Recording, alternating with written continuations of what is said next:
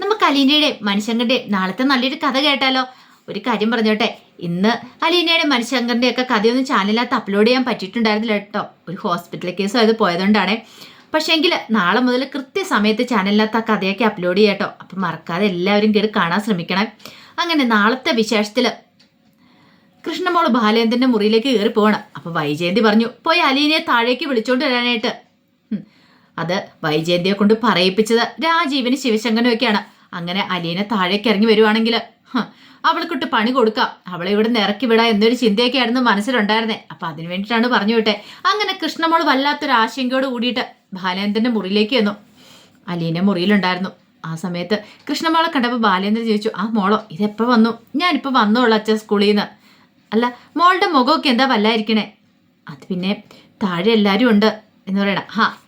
അത് അവർ കുറേ സമയമായി വന്നിട്ടെന്ന് പറയാം. അതെ, അലീന ചേച്ചി താഴേക്ക് വിളിച്ചുകൊണ്ട് എല്ലാം പറഞ്ഞു. ആര് പറഞ്ഞു? അമ്മ പറഞ്ഞെന്ന് പറയാ. വൈജിയോ? അതെ അച്ഛാന്ന് പറയാ. തൽക്കാലത്തേക്ക് മോളൊരു കാര്യം ചെന്ന് പറ, അലീന ഇപ്പൊ താഴേക്ക് വരുന്നില്ലെന്ന്, അവൾക്ക് വരാൻ സൗകര്യമില്ലെന്ന്. അത് പിന്നെ അച്ഛാ, എന്താ മോൾക്ക് പറയാൻ പേടിയുണ്ടോ? പേടിയോ? എനിക്ക് പേടിയൊന്നുമില്ല. അലീന പറഞ്ഞു. അച്ഛാ, വല്ല പ്രശ്നം ഉണ്ടായോ? അലീന ചേച്ചി അവരിവിടുന്ന് പറഞ്ഞു വിടുവോ? എങ്ങനെ പറഞ്ഞു വിടാനായിട്ട്? പറഞ്ഞു വിടാനൊന്നും പോകുന്നില്ല. മോൾക്ക് പേടിയുണ്ടോ? എനിക്ക് പേടിയുണ്ട്. മോള് പേടിക്കൊന്നും വേണ്ട. അലീന ചേച്ചി ആരും ഇവിടുന്ന് കടത്തിക്കൊണ്ട് പോകാനൊന്നും പോകുന്നില്ല, ഇറക്കി വിടാനും പോകുന്നില്ല. ഞാൻ പറഞ്ഞ പോലെ തന്നെ മോള് ചെന്ന് അങ്ങോട്ട് പറഞ്ഞാൽ മതി നിന്റെ അമ്മയോട്. അവരുടെ ഉദ്ദേശം എന്താണെന്നൊക്കെ എനിക്ക് മനസ്സിലായി. അപ്പോഴേക്കും അലീന പറഞ്ഞു, അച്ഛാ പ്രശ്നമാകുമോ ഞാൻ താഴേക്ക് ഇറങ്ങി ചെന്നില്ലെങ്കിൽ? എന്ത് പ്രശ്നം? വൈജ വിളിക്കുന്നിടത്തൊക്കെ നീ ഇറങ്ങിച്ചിടണം നിർബന്ധമുണ്ടോ? ഇല്ല. നിനക്ക് ഇവിടെ ശമ്പളം തരുന്നു, അല്ലെങ്കിൽ നിന്റെ കാര്യങ്ങളെല്ലാം നോക്കുന്നത് ഞാനാണ്, നിന്റെ അച്ഛനാ ഞാൻ പറയുന്നത് നീ അനുസരിച്ചാൽ മതി. പിന്നെ അലീനയൊന്നും മിണ്ടിയില്ല. ഈ സമയം കൃഷ്ണമോള് താഴേക്ക് ഇറങ്ങി ചെന്നു. അപ്പോൾ വൈജയൊക്കെ പ്രതീക്ഷിച്ചുകൊണ്ടിരുന്ന ഇപ്പം തന്നെ അലീന താഴേക്ക് ഇറങ്ങി വരുമെന്ന് പ്രതീക്ഷയോട് കാത്തിരിക്കുക.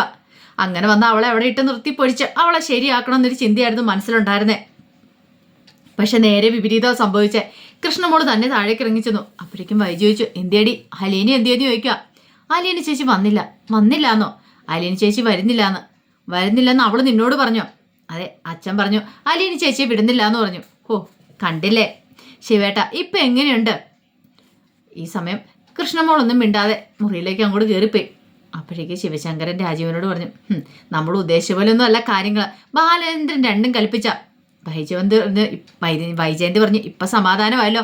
ഞാൻ അപ്പോഴേ പറഞ്ഞില്ലേ ഇതങ്ങനെ വെറുതെ വിട്ടിട്ട് കാര്യമില്ലാന്ന്. നീ പേടിക്കേണ്ട വൈജയ, ധൈര്യമായിട്ടിരിക്കുക. എന്ത് വന്നാലും നിന്റെ ആങ്ങളമാർ നിന്നോടൊപ്പം ഉണ്ട്. അവളെ ഈ വീട്ടിൽ നിന്ന് ഞങ്ങൾ പടി ഇറക്കിയിരിക്കും. നിയമപരമായിട്ട് യുദ്ധം ചെയ്തിട്ടാണെങ്കിൽ അങ്ങനെ. അതിനുശേഷം ഞങ്ങൾ ഇനി ഇവിടുന്ന് പോകുന്നുള്ളൂ. ഞങ്ങളും ചില തീരുമാനങ്ങളൊക്കെ എടുത്തിട്ടുണ്ട്. ഇത് ഒരു നടക്ക് പോകുന്നു തോന്നില്ല. നീ ഇപ്പം ധൈര്യമായിട്ട് ഇവിടെ നിൽക്കുക. ഞാൻ എങ്ങനെ ഇവിടെ നിൽക്കാനാ വൈജയ്? നീ ഇവിടെ നിന്ന് ഇറങ്ങിയിട്ടുണ്ടെന്ന് നിന്റെ തോൽവി അത്. അവളെ പേടിച്ച് ഇവിടെ നിന്ന് ഇറങ്ങേണ്ടവളല്ല നീ. അതുകൊണ്ട് നീ ഇവിടെ നിന്നേ മതിയാവുള്ളൂ. അതും കൂടെ കേട്ട് കഴിഞ്ഞപ്പോൾ വൈജയന്തിക്ക് എന്ത് ചെയ്യണമെന്ന് അറിയില്ല. അങ്ങനെ രാജീവനും ശിവശങ്കരനും കമല എല്ലാവരും കൂടെ തോറ്റു പിന്മാറുവാണ്. അവരെ തിരികെ കൊല്ലപ്പള്ളി വീട്ടിലേക്ക് പോകണം. വൈജയന്തിക്ക് കട്ടക്കലിപ്പായി. വൈജയന്തി നേരെ മുറിയിലേക്ക് ഒന്ന് കഥമൊക്കെ വലിച്ചടച്ച് എന്ത് ചെയ്യണമെന്ന് അറിയത്തില്ലാതെ കുറച്ച് സമയം അങ്ങോട്ടും ഇങ്ങോട്ടും മുറി കൂടെ വരാത്തുക. കാരണം പ്ലാനും പദ്ധതികളും മൊത്തം പൊളിഞ്ഞു പോയല്ലോ. അതിൻ്റെതായ ഒരു വിഷമം വൈജയന്തിക്ക് ഉണ്ടായിരുന്നു.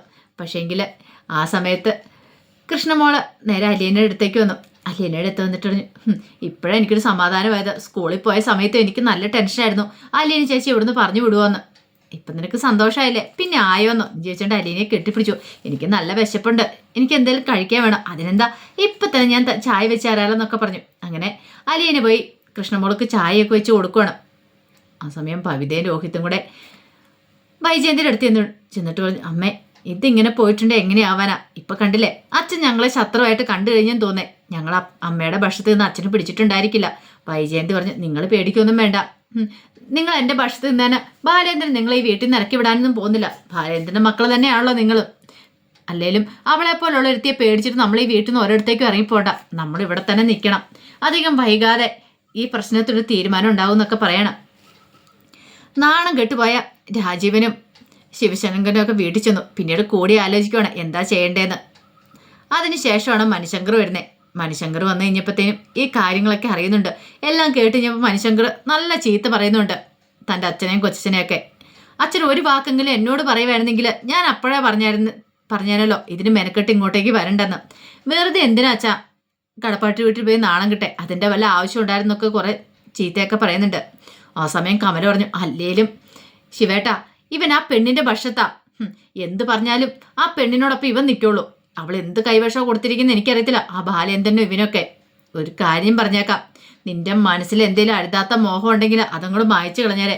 അപ്പോഴേക്കും മണിശങ്കർ പറഞ്ഞു, ഈ അമ്മയ്ക്ക് എന്താ, പലവട്ടം അമ്മയോട് ഞാൻ പറഞ്ഞിട്ടുണ്ട് ഇമ്മാതിരി ചൊറിയുന്ന വർത്താനം പറഞ്ഞുകൊണ്ട് എൻ്റെ അടുത്തേക്ക് വന്നേക്കല്ലെന്ന്. ആ സമയം ശിവശങ്കരൻ പറഞ്ഞു, എടാ മനു, ഒരു കാര്യം ഞാൻ പറയാം, നീ ഈ കുടുംബത്തോടൊപ്പമല്ലേ ഇപ്പം നിൽക്കണ്ടേ? ഒന്നുമല്ലേലും നിന്റെ അച്ഛൻ്റെ പെങ്ങളല്ലേടാ വൈജ, അപ്പൊ അവളോടൊപ്പം നിൽക്കണ്ടേ? അച്ഛാ, ഞാൻ ന്യായം എവിടെ ഉണ്ടെങ്കിൽ ആ ഭാഗത്തോ നിൽക്കുള്ളൂ. ന്യായം അന്യായം നീ ഒരു കാര്യം ചെയ്യുക, എന്ത് ന്യായത്തിന്റെ പുറത്താണ് ആ അലീൻ എന്ന് പറയുന്ന പെണ്ണിനെ അവിടെ കൊണ്ട് നിർത്തിയിരിക്കുന്നത് ചോദിച്ചു നോക്ക്. അതിനുള്ള ഉത്തരം നീ ഞങ്ങൾക്ക് ആദ്യം പറഞ്ഞതാ. അങ്ങനെയാണെങ്കിൽ നീ പറയുന്ന പോലെ ഞങ്ങൾ ഇവിടുന്ന് പോയിക്കോളാം. പക്ഷെ ഒരു കാരണമില്ല ചുമ്മാ ദത്തെടുത്തെന്ന് പറഞ്ഞുകൊണ്ട് വെച്ചോണ്ടിരിക്കാനാ ഭാവമെങ്കിൽ ഇത് ഞങ്ങളെ വെറുതെ വിടാൻ പോകുന്നില്ല. നീയും ഓരോമായിട്ട് ഞങ്ങൾ ഇതിനെ നേരിടുക തന്നെ ചെയ്യും. ആ സമയം മണിശങ്കർ പറഞ്ഞു, അച്ഛാ അത് ശരിയായിട്ടുള്ള കാര്യമില്ല, വെറുതെ ഓരോ പൊല്ലാപ്പോൾ വെക്കണം. നീ ചെന്ന് പറഞ്ഞാലേ നിന്റെ ബാലേന്ദ്രനോട് നീയും ഒരായിട്ട് ഞങ്ങൾ നേരിടാൻ പോകുന്ന എന്ത് ചെയ്യണമെന്ന് ഞങ്ങൾക്കറിയാം. നാണം കെട്ട് ശരിക്കും ഇറങ്ങി പോകത്തുള്ളൂ ബാലേന്ദ്രന്. ഇതൊക്കെ കേട്ട് ഞാൻ മണിശങ്കറിന് ഭയങ്കര വിഷമമായിപ്പോയി. ഇതേ സമയത്ത് അലീനെ രേവതിക്കുട്ടി വിളിക്കുകയാണ്. രേവതിക്കുട്ടിക്ക് ടെൻഷനായിരുന്നു, ഇന്ന് കൊല്ലപ്പള്ളി വീട്ടിൽ നിന്ന് ആൾക്കാരൊക്കെ വരുന്നുണ്ടല്ലോ, അപ്പോൾ എങ്ങനെയാവും അലീനി ചേച്ചി ഇറക്കി വിടുമെന്നൊരു പേടിയൊക്കെ ഉണ്ടായിരുന്നു. അങ്ങനെ വിളിച്ചിട്ട് രേവതിക്കുട്ടി ചോദിച്ചു, എന്തായി അലീനി ചേച്ചി, വൈജമാടത്തിൻ്റെ സഹോദരന്മാരൊക്കെ വന്നോ, പ്രശ്നമായോ, ബാലേന്ദ്രൻ സാറിന് എന്തിയെന്നൊക്കെ ചോദിച്ചു. അപ്പോഴേക്കും അലീന പറഞ്ഞു, ഇവിടെ ഒരു പ്രശ്നങ്ങളും ഇല്ല, പ്രശ്നങ്ങളൊക്കെ അച്ഛൻ സോൾവ് ചെയ്യുന്നു പറയണം. അച്ഛനോ? അത് കേട്ടുകഴിഞ്ഞപ്പോൾ അലീന പറഞ്ഞു, അച്ഛൻ അല്ല എന്തൊക്കെയാ അവിടെ നടക്കുന്നത് എനിക്കറിയില്ല, ചേച്ചിക്ക് എന്നോട് എന്തൊക്കെയോ പറയാനുണ്ടെന്ന് പറഞ്ഞല്ലോ, എന്താ ചേച്ചി കാര്യം എന്ന് ചോദിച്ചു. അപ്പോഴാണ് അലീന ആ കാര്യങ്ങളൊക്കെ പറയണേ. അതെ, ഇവിടെ കുറച്ച് ദിവസം മുമ്പ് കുറച്ച് സംഭവവികാസങ്ങളൊക്കെ ഉണ്ടായിരുന്നു, എന്നെ ഇവിടെ നിന്ന് പിടിച്ച് പുറത്താക്കിയെന്ന് പറഞ്ഞില്ലേ? അതെ, ആ കാര്യങ്ങളൊക്കെ മനുവേട്ടൻ എന്നോട് പറഞ്ഞിട്ടുണ്ടായിരുന്നു, പക്ഷെ കൂടുതലായിട്ടൊന്നും എനിക്ക് അറിയത്തുണ്ടായിരുന്നില്ലെന്ന് പറയണം. അലീന അതിന് ശേഷമുള്ള ഓരോ കാര്യങ്ങളും വിവരിക്കുകയാണ്. തന്നെ ഇവിടെ നിന്ന് ഇറക്കി വിട്ടതും പിന്നെ ബാലേന്ദ്രൻ സാറ് എന്നെ കൂട്ടിക്കൊണ്ട് വന്നതൊക്കെ. അല്ല, എന്തിനാ സാറ് അങ്ങനെ ചെയ്തേ, അതെനിക്ക് മനസ്സിലാകാത്തെ. അപ്പോഴേക്കും അലീന പറഞ്ഞു, അതിൻ്റെ പിന്നിലൊരു രഹസ്യമുണ്ട് രേവതിക്കുട്ടി, ഞാൻ വൈജമാടത്തിൻ്റെ മോളാന്നുള്ള കാര്യം ബാലേന്ദ്രൻ സാർ അറിഞ്ഞെന്ന് പറയണേ. അറിഞ്ഞെന്നോ? അതെ, എന്നിട്ടോ? എന്നിട്ട് ചേച്ചിയോട് ദേഷ്യപ്പെട്ടില്ലേ? ചേച്ചി ഞാൻ വീട്ടിൽ നിന്ന് പുറത്താക്കാൻ ശ്രമിച്ചില്ലേ? അതല്ല രസം, ബാലേന്ദ്രൻ സാറ് എന്നെ മോളായിട്ട് അംഗീകരിച്ചു, കാരണം എന്നെ ദത്തെടുത്തു. ഇപ്പം ഞാൻ സാറിൻ്റെ മോളാണ്, അതുകൊണ്ട് എന്നോട് അച്ഛാന്ന് വിളിച്ചോളാൻ പറഞ്ഞു. ഇപ്പം ഞാൻ അച്ഛാന്നാ വിളിക്കുന്നത്, സാറെന്ന് വിളിച്ചേക്കരുതെന്ന് എന്നോട് പറഞ്ഞിരിക്കുന്നത്. ഇവിടെ കൃഷ്ണയ്ക്കും ബബിതയ്ക്കും ഒക്കെ എന്ത് പ്രാധാന്യമുണ്ടോ അതുപോലെ തന്നെ എന്നെയും കാണുന്നതെന്ന് പറഞ്ഞു. അതെല്ലാം കേട്ട് കഴിഞ്ഞപ്പോൾ രേവതിക്കുട്ടിക്ക് വല്ലാത്തൊരു സന്തോഷം. രേവതിക്കുട്ടിക്ക് കുളിര് കോരി. ദൈവമേ, ഇതൊക്കെ കേൾക്കാണ്ട് താനും ഒത്തിരി ആഗ്രഹിച്ച കാര്യമാണ്. ഒരച്ഛനും അമ്മയും കിട്ടാന്ന് പറഞ്ഞാൽ അത്ര എളുപ്പമുള്ള കാര്യമില്ല. സ്വന്തം പെറ്റമ്മയാണ് വൈജ, അറിഞ്ഞില്ലെങ്കിൽ കൂടി പെറ്റമ്മയുണ്ടല്ലോ എന്നൊരു ചിന്ത മനസ്സിലുണ്ട്. രേവതിക്കുട്ടി പറഞ്ഞു, ചേച്ചിയുടെ ഭാഗ്യം കേട്ടോ, അതുകൊണ്ടല്ലേ ചേച്ചിക്ക് ഇങ്ങനെ ഒരു അച്ഛനെ കിട്ടിയത്. അല്ലെങ്കിലോ സ്വന്തം അച്ഛനല്ലായിരുന്നിട്ട് കൂടി ചേച്ചിനെ ചേർത്ത് പിടിക്കുന്നുണ്ടല്ലോ. അതെ, അച്ഛനില്ലായിരുന്നെങ്കിൽ ഇപ്പം ഞാൻ ഈ വീട്ടിൽ നിൽക്കില്ലായിരുന്നു, ഇങ്ങനെ സംസാരിക്കാൻ പോലും എനിക്ക് പറ്റില്ലായിരുന്നു. ആർക്കും എന്നെ വിട്ടുകൊടുക്കാതെ എന്നെ പൊതിഞ്ഞു പിടിച്ച ആളാ അച്ഛന്. എത്ര നന്ദി പറഞ്ഞാലും മതിയാവില്ല. സ്വന്തം പെറ്റമ്മ എന്നെ തിരിച്ചറിഞ്ഞില്ലെങ്കിലും എൻ്റെ രണ്ടാനച്ഛൻ എന്നെ തിരിച്ചറിയുന്നുണ്ട്. അത് കേട്ടപ്പോൾ രേവതിക്കുട്ടി പറഞ്ഞു, പിന്നെ എന്ത് വേണം, ഇതിൽ പരം ഒരു സന്തോഷം കിട്ടാനുണ്ടോ എന്നൊക്കെ ചോദിച്ചു. രേവതിക്കുട്ടിയെ സംബന്ധിച്ചും സന്തോഷമുള്ളൊരു കാര്യം തന്നെയായിരുന്നു. അങ്ങനെ ഫോൺ വെച്ച് കഴിഞ്ഞപ്പോഴത്തേനും മാമച്ചന് ഗ്യാസമ്മ അങ്ങോട്ട് വന്നു. എന്താടി ഭയങ്കര സന്തോഷമാണല്ലോ എന്നൊക്കെ മാമച്ചൻ ചോദിച്ചു. അതെ, ഒരു സന്തോഷ വാർത്തയുണ്ട്. എന്ത്? അതെ, അലിയനി ചേച്ചി ആ വൈജമാടത്തിൻ്റെ മോളാന്നുള്ള കാര്യം ബാലേന്ദ്ര സാർ അറിഞ്ഞെന്ന് പറയണേ. അറിഞ്ഞോ? എപ്പോഴിപ്പോഴോ? എന്നിട്ട് അവളെ ഇവിടെ നിന്ന് ഇറക്കി വിട്ടോ? അതല്ലേ രസം, നമ്മൾ ചെന്ന സമയത്തൊക്കെ ആ കാര്യങ്ങളൊക്കെ അറിഞ്ഞിട്ടുണ്ടായിരുന്നു ബാലേന്ദ്ര സാറ്. എന്നിട്ടെന്താ, അലിയനി ചേച്ചിയെ മകളായിട്ട് അങ്ങോട്ട് അംഗീകരിച്ചു. മകളായിട്ടോ? നീ എന്തൊക്കെയാ പറയണേ എന്ന് ഗ്രേസം വെച്ചു. അതെ ആൻറ്റി, മകളായിട്ട്. ഇപ്പം അലിയനി ചേച്ചി ബാലേന്ദ്ര സാറിനെ എന്താ വിളിക്കണമെന്നറിയോ? എന്ത്? അച്ഛാന്നാ വിളിക്കുന്നേ. ഇപ്പം അലിയനി ചേച്ചിക്ക് അച്ഛനും ഉണ്ട് അമ്മയുണ്ട്. സ്വന്തം അമ്മ തിരിച്ചറിഞ്ഞിട്ടില്ലെങ്കിലും അമ്മയുണ്ടല്ലോ, പെറ്റമ്മയാണല്ലോ. പക്ഷെ എനിക്ക് മാത്രം ആരുമില്ലാത്ത, അച്ഛനുമില്ല അമ്മയില്ല, ചൂണ്ടിക്കാണിക്കാനായിട്ട് ഏതെങ്കിലും ഒരു കാലത്ത് പറയാനായിട്ട് ഒരച്ഛനുണ്ടോ അമ്മയുണ്ടെന്ന് പറയാൻ പോലും എനിക്ക് പറ്റില്ലല്ലോ എന്ന് പറയണം. രേവതിക്കുട്ടിയുടെ മുഖത്തെ സങ്കടം രേസമ്മയും മാമച്ചനും കണ്ടു. അവർക്കും ഭയങ്കര വിഷമമായിപ്പോയി. ഗ്രേസം പറഞ്ഞു, നീ എന്തിനാടി സങ്കടപ്പെടുന്നതെന്ന് ചോദിക്കുകയാണ്. അല്ല ആൻറ്റി എന്നും പറഞ്ഞിട്ട് ഗ്രേസമ്മയുടെ അടുത്തേക്ക് വന്നു. അതിനുശേഷം രേവതിക്കുട്ടി പറഞ്ഞു, എനിക്ക് സങ്കടം വരുന്നുണ്ട്. എന്തിന്? സന്തോഷിക്കുകയല്ലേ ചെയ്യണ്ടേ? അല്ലേ എനിക്കൊരു അച്ഛനെ കിട്ടിയല്ല. അത് ശരിയാ, പക്ഷേങ്കിൽ എനിക്കങ്ങനെ വിളിക്കാൻ ആരുമില്ലോന്ന്. എനിക്ക് കൊതിയാ അച്ഛാന്നൊക്കെ വിളിക്കാനായിട്ട്.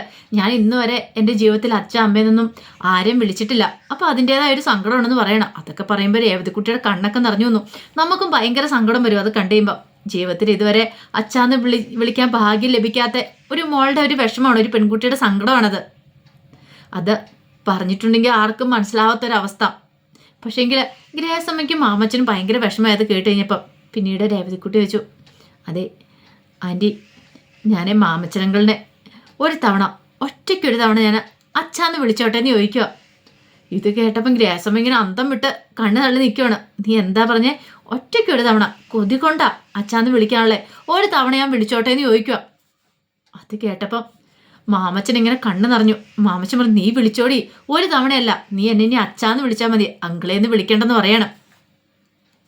അപ്പോഴേക്കും രേവതിക്കുട്ടി അങ്ങോട്ട് ഓടിച്ചെന്ന് എന്നെ മാമച്ചനെ കെട്ടിപ്പിടിച്ചിട്ട് അച്ഛാന്ന് വിളിക്കുകയാണ്.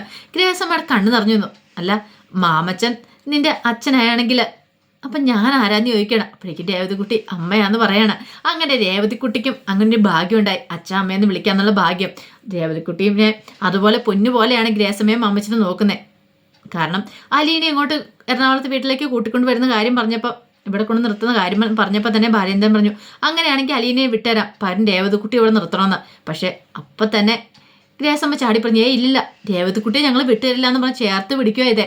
കാരണം രേവതിക്കുട്ടി അവർക്ക് മകളെ പോലെയാണ്. ആ ഒരു സ്നേഹത്തോട് കൂടിയിട്ടാണ് രേവതിക്കുട്ടി അവർ നോക്കുന്നത്. ഇത്രയും നാളും അവിടെ ചെന്നതിന് ശേഷം അവളെ പരിഗണിക്കുന്ന ഒരു ജോലിക്കാരിയായിട്ടോ വേലക്കാരിയായിട്ടോ ഒന്നുമല്ല. അതുപോലെ തന്നെ അത്ര സ്നേഹമുള്ളതുകൊണ്ടാണ് അവളെ വിട്ട് പഠിപ്പിക്കുന്നതൊക്കെ. രേവതിക്കുട്ടിക്കും ആ ഭാഗ്യം ഉണ്ടാവുകയാണ്. പിന്നീട് മനുശങ്കർ വരുന്നുണ്ട് ബാലേന്ദ്രനോട് കാര്യങ്ങളൊക്കെ തിരക്കാനായിട്ട്. നിയമപരമായിട്ട് അവരൊക്കെ പോവാം. അപ്പോൾ എന്താ കാര്യം എന്ന് അറിയണം, അതിനെക്കുറിച്ചൊക്കെ ചോദിക്കാനും പറയാനായിട്ട് മനുശങ്കർ വരുന്നേ. അങ്ങനെ മനുശങ്കർ വന്നു കഴിഞ്ഞപ്പോഴാണ് ബാലേന്ദ്രൻ ആ സത്യം പറയണേ. ബാലേന്ദ്രൻ ഇനി പറയാതിരിക്കാൻ പറ്റില്ല. കാരണം എത്രയെന്ന് വെച്ചാൽ പറയാതിരിക്കുന്നേ. പറയാതിരുന്നിട്ടും കാര്യമില്ലെന്ന് ബാലേന്ദ്രന് മനസ്സിലായി. തൻ്റെ മകളായിട്ട് താൻ അവളെ ദത്തെടുത്തിട്ടുണ്ടെങ്കിൽ അതിൻ്റെ പിന്നിലെ രഹസ്യം എന്താന്ന് മനുശങ്കറും കൂടെ അറിയണമല്ലോ. അങ്ങനെ ഒടുവിൽ മനുശങ്കരോട് ആ കാര്യം പറയുന്നുണ്ട്. കാര്യം എന്താന്ന് ഇന്ന പോലെയാണ്, വൈജയുടെ മകളാണ് അലീന എന്നുള്ള സത്യം. അതൊക്കെ കേട്ട് കഴിഞ്ഞപ്പോൾ ആദ്യം മനുഷ്യങ്ങളെ വിശ്വസിക്കാൻ പറ്റിയില്ല. ബാലേന്ദ്രനെ കെട്ടിപ്പിടിച്ച് അവൻ പൊട്ടിക്കരയുവാണ്. കാരണം എന്നിട്ടാണല്ലോ ഇത്രയും നാളും എല്ലാവരും കൂടെ അവളെ ഒഴിവാക്കിയത്, ഈ വീട്ടിൽ നിന്ന് അടിച്ചിറക്കാനൊക്കെ ശ്രമിച്ചേ. പിന്നെ അത് മാത്രമല്ല അലീന ഇതുവരെയായിട്ട് ആ സത്യങ്ങളും തന്നോട് പറഞ്ഞിട്ടുമില്ലോ എന്നൊക്കെ. അത് സത്യമെന്ന് വിശ്വസിക്കാൻ പോലും മനുഷ്യങ്ങളുടെ ഒരു നിമിഷം വിഷമം ഉണ്ടായിരുന്നു. പിന്നെ ആലോചിച്ച് കഴിഞ്ഞപ്പോൾ സത്യമാണെന്ന് തോന്നി. ഒരു പക്ഷേ മുത്തശ്ശൻ അതൊക്കെ അറിയാമായിരിക്കും. അതുകൊണ്ടായിരിക്കും മുത്തശ്ശൻ പറഞ്ഞ്, ഒരു കാരണവശാലും അവളെ കൈവിടില്ല, നീ അവളെ ചേർത്ത് പിടിച്ചോണം, അവളുടെ സംരക്ഷണം നീ ഉറപ്പാക്കണം, നീ എപ്പോഴും അവളെക്കുറിച്ച് അന്വേഷിക്കണം, നിന്റെ കൺവെട്ടിൽ തന്നെ അവൾ ഉണ്ടാവണം എന്നൊക്കെ പറഞ്ഞേ. അപ്പം മുത്തശ്ശനെല്ലാം അറിഞ്ഞുകൊണ്ട് തന്നെയാണെന്ന് മനുവിന് മനസ്സിലായി. പിന്നീട് അലീനയോട് അടുത്ത് ചെന്നിട്ട് അലീനയോട് ഇതിനെക്കുറിച്ചൊക്കെ ചോദിക്കുന്നുണ്ട്. അലീനോട് സങ്കടത്തോടെ തൻ്റെ വിഷമങ്ങളും വേദനകളൊക്കെ മനുഷ്യങ്ങളോട് പറയുന്നുണ്ട്. അപ്പോൾ അത് മനുഷ്യങ്കർ നാളെയാണോ മറ്റന്നാളാണോ വരുന്നതെന്ന് അറിയത്തില്ല. എന്താണെങ്കിലും നാളെ നാളത്തഞ്ഞൊക്കെ ആയിട്ട് മനുഷ്യങ്കറും അലീനയും നമ്മെ കണ്ടുമുട്ടുന്നുണ്ട്. ബാലേന്ദ്രൻ സത്യങ്ങളൊക്കെ പറയുന്നുണ്ട് കേട്ടോ. അപ്പോൾ എന്താണെങ്കിലും നമുക്കിനി വരാൻ പോകുന്ന ഓരോ ദിവസങ്ങളും ഉദ്യോഗ നിമിഷങ്ങളിലൂടെയാണ് നമ്മൾ കടന്നു പോകാനായിട്ട് പോകുന്നത്. കാരണം സത്യങ്ങളൊക്കെ തിരിച്ചറിഞ്ഞിട്ടുണ്ടെങ്കിൽ മനുഷ്യങ്കർ ഉറപ്പായിട്ടും അലീനെ ഒന്നുകൂടെ അങ്ങോട്ട് ചേർത്ത് പിടിക്കും. വൈജയന്തിക്ക് അത് ഇരട്ടി പണിയാണ് വരാൻ പോകുന്നത്.